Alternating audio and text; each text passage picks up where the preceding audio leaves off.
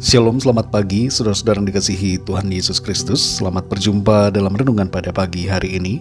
Saya mengucapkan salam sejahtera buat saudara semua dimanapun saudara berada. Damai dan sukacita oleh Roh Kudus melimpah senantiasa dalam hati dan kehidupan saudara semua. Sebelum kita mendengarkan renungan firman Tuhan, mari kita siapkan hati dan berdoa. Kami datang kepadamu ya Bapa dalam nama Tuhan Yesus Kristus, mengucap syukur kepadamu, berterima kasih untuk anugerah-Mu. Kami boleh bangun kembali di pagi hari ini dengan tubuh yang sehat, diberi kekuatan, disegarkan kembali, dan kami mengalami berkat kebaikan Tuhan. Kami sadar itu semua karena anugerah dan kasih-Mu bagi kami. Saat ini kami mau mendengarkan sabda firman-Mu. Urapi kami Tuhan agar kami mengerti akan kehendak-Mu dan taat melakukan firman-Mu. Dalam nama Tuhan Yesus kami berdoa. Haleluya, amin. Saudara yang dikasihi Tuhan, pembacaan Alkitab kita pada saat ini terdapat dalam Matius 11 ayat 28-30. Tertulis demikian. Marilah kepadaku semua yang letih lesu dan berbeban berat, aku akan memberi kelegaan kepadamu. Pikulah kuk yang kupasang dan belajarlah padaku, karena aku lemah lembut dan rendah hati, dan jiwamu akan mendapat ketenangan. Sebab kuk yang kupasang itu enak, dan bebanku pun ringan.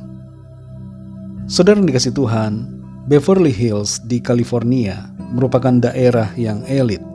Banyak bintang Hollywood yang tinggal di kawasan ini. Namun di wilayah ini, tercatat ada lebih banyak psikiater yang membuka praktek dibandingkan dengan di wilayah komunitas lainnya di dunia.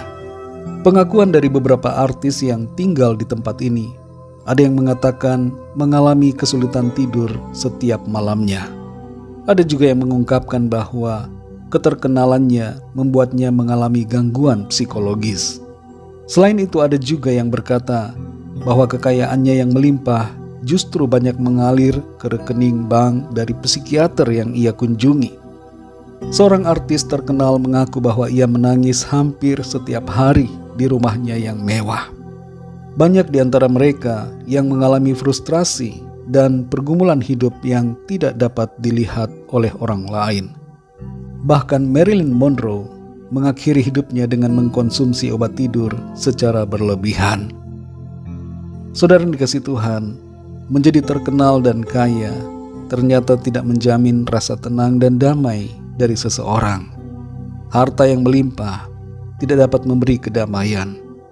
Mungkin ada di antara kita yang berargumen tidak punya harta juga stres, depresi. Hal ini memang tidak dapat dipungkiri bahwa keadaan kemiskinan bisa membuat frustrasi. Tapi maksud dari ini adalah bahwa seringkali kita terobsesi untuk mengejar kekayaan atau jabatan, keterkenalan, dan berbagai hal lainnya, dengan anggapan bahwa kondisi itu membuat kita tenang dan bahagia.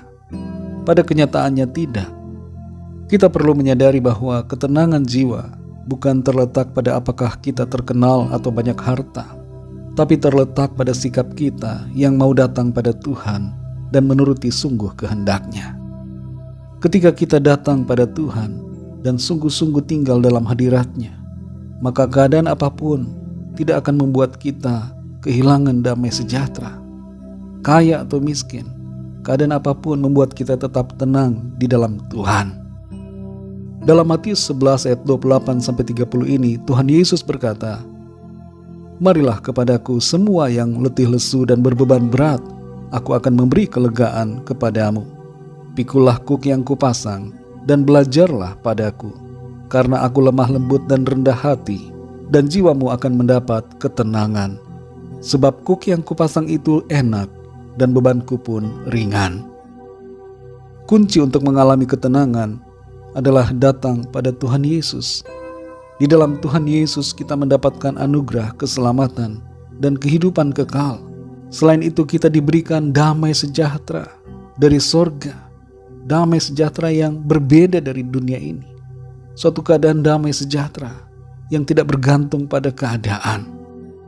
Kita perhatikan di sini saudara, bahwa ketenangan di dalam Tuhan Yesus tidak berhenti hanya datang padanya, Tapi kita baca di ayat 29, di situ Tuhan katakan agar kita memikul kuk yang dipasang oleh Tuhan dan belajar padanya. Kuk di sini berbicara tentang penundukan diri, ketaatan dan keberserahan kepada Tuhan. Dan selanjutnya di sini dikatakan, belajarlah padaku. Jadi kita hendaknya belajar pada Tuhan Yesus, mengikuti teladannya, meneladani sikap dan karakternya yang mulia.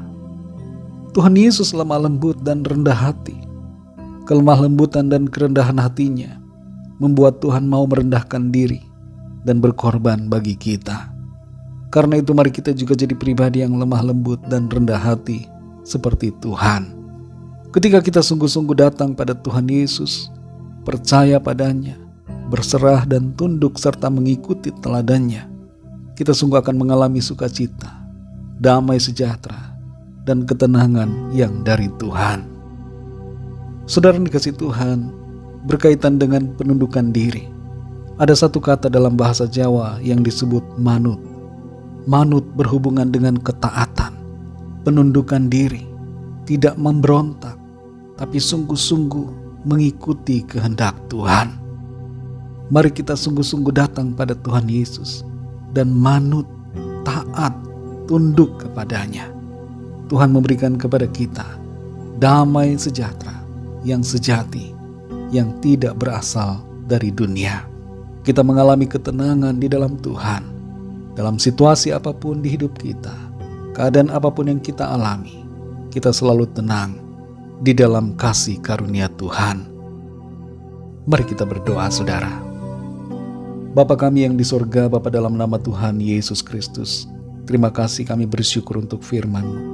Kembali kami diingatkan bahwa kami mengalami ketenangan bukan dari dunia ini, tapi hanya di dalam Engkau ya Tuhan Yesus. Ajar kami untuk selalu tunduk dan taat, berserah sungguh kepadamu, dan mengikuti teladan-Mu. Terima kasih untuk firman-Mu. Berbicaralah terus kepada kami ya Roh Kudus. Berikan pengertian demi pengertian, dan tuntun kami untuk selalu berada dalam kebenaran-Mu. Berkati kami Tuhan di sepanjang hari ini dalam segala aktivitas kami. Biarlah Tuhan berikan kami hikmat, sehingga kami mengambil keputusan dan tindakan yang sesuai dengan kehendak Tuhan. Kami bawa kepadamu setiap permohonan doa dan setiap pergumulan kami masing-masing, agar Tuhan melawat kami, memberikan pertolongan, menyatakan kuasa dan kasih-Mu dalam hidup kami. Kami percaya kami alami kemenangan, kami alami pertolongan Tuhan. Terima kasih Tuhan, dalam nama Tuhan Yesus Kristus, Tuhan dan Juru Selamat kami sudah berdoa dan mengucap syukur. Haleluya. Mari sama-sama kita berdoa, doa Bapa kami. Bapa kami yang di sorga, dikuduskanlah nama-Mu, datanglah kerajaan-Mu, jadilah kehendak-Mu di bumi seperti di sorga. Berikanlah kami pada hari ini makanan kami yang secukupnya, dan ampunilah kami akan kesalahan kami, seperti kami pun mengampuni orang yang bersalah kepada kami. Dan janganlah membawa kami ke dalam pencobaan, tetapi lepaskanlah kami daripada yang jahat, karena Engkau-lah yang mempunyai kerajaan, dan kuasa dan kemuliaan sampai selama-lamanya. Amin. Terimalah berkat Tuhan. Tuhan memberkati engkau dan melindungi engkau. Tuhan menyinari engkau dengan wajah-Nya dan memberikan kasih karunia. Tuhan menghadapkan wajah-Nya kepadamu dan memberikan damai sejahtera. Berkat anugerah dari Bapa Surgawi, cinta kasih karunia dari Tuhan Yesus Kristus, dalam persekutuan dan penghiburan Roh Kudus, menyertai kita semua sekarang ini dan sampai selama-lamanya. Dalam berkat nama Tuhan Yesus Kristus. Haleluya. Amin. Puji Tuhan, saudara yang dikasih Tuhan, saya percaya firman Tuhan menjadi berkat dan kekuatan buat saudara semua, dan Roh Kudus akan menolong saudara untuk lebih lagi memahami kebenaran firman Tuhan. Tuhan Yesus memberkati saudara semua. Sampai jumpa dalam renungan yang berikutnya. Haleluya.